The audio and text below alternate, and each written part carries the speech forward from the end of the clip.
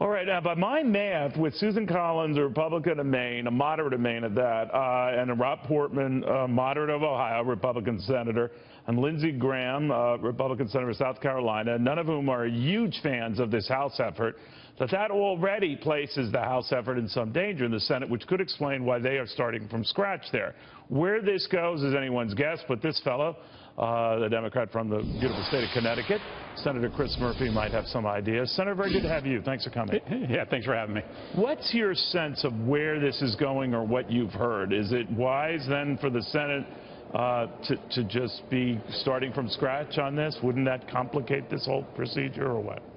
Well, it depends on what your goal is. If your goal is to get a health care repeal bill passed no matter the substance of it, then they should just take up the disastrous House effort, which ends insurance for 24 million people, and take it up. But if you really want to get something passed that improves the system, then you do need to start over. The issue here is that, one way to start over is to just have a Republican-only process, which is what Mitch McConnell is doing. Another way is to reach out to Democrats in the Senate and say, we want to work together. I mean, I'd be willing to compromise, right? There are things that I want out of next step of health care reform that Republicans don't want. There's probably things they want that I don't want, but that's not what's happening. It's going to be another Republican-led effort in the Senate that will keep Democrats out. And if it was up to me, that's not how we would move forward. How does this whole health care thing go, though, Senator? When it was a Democratic-only initiative back in 2010. Whatever repeal and replace efforts going on now, and you're quite right to say way too early to tell whether this gains traction. It's a Republican-only effort now.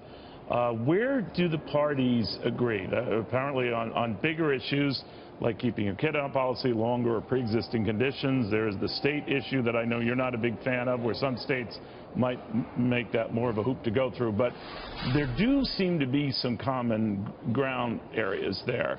More than you would think. So why can't whatever differences exist be put aside?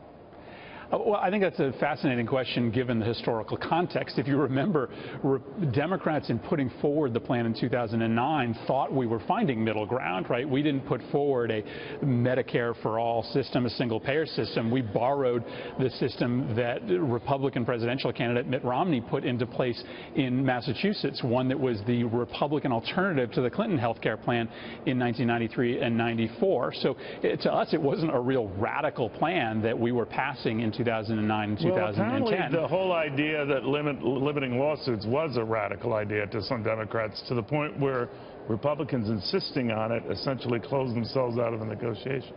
So the question is, what do you do now going forward? And I think we should try to find the areas that we agree. And we thought we knew them. We thought that Republicans had said our baseline is that no one should lose coverage that has it today, that no one should pay more than they are today, and that benefits should stay the same. Now, if that's the preconditions for negotiation, I bet you we can find some common ground. But those preconditions, which the president himself set, have evaporated. They're gone. We're now talking about whether we take 24 million or 17 million.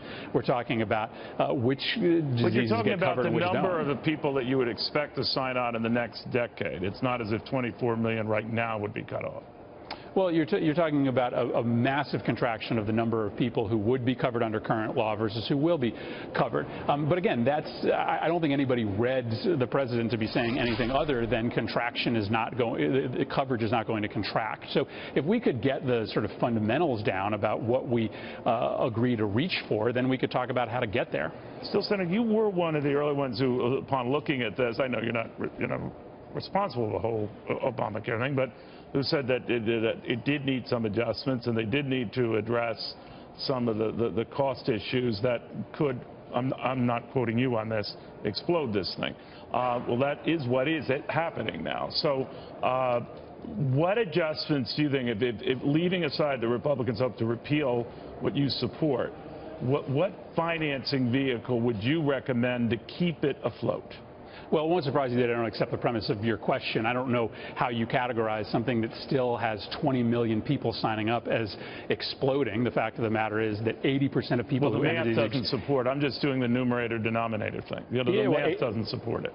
Yeah, 80% of people entering these exchanges still have choice, and what's happening today is that President Trump is attempting to pull apart these exchanges by... But it has nothing to do with choice. I'm just saying that it's not sustainable. The math isn't sustainable to keep it financially valid. Well, okay, we can argue that as well. The amount spent per Medicare beneficiary has decreased by $1,000 per person since the Affordable Care Act was passed. So we have lower rates of medical inflation than ever before. Pelosi, no big fan of any Republican effort, that she wanted Republicans help and would be open, much as you, to fixing those areas where it might need more financial propping up. Give me one area where you think it could use that.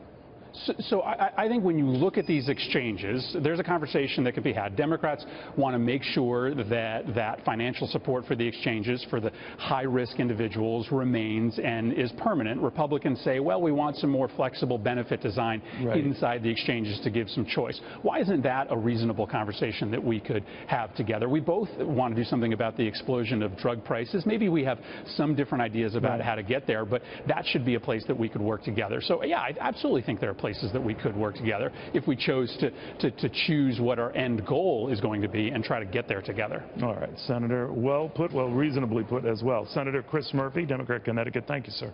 Thanks a lot.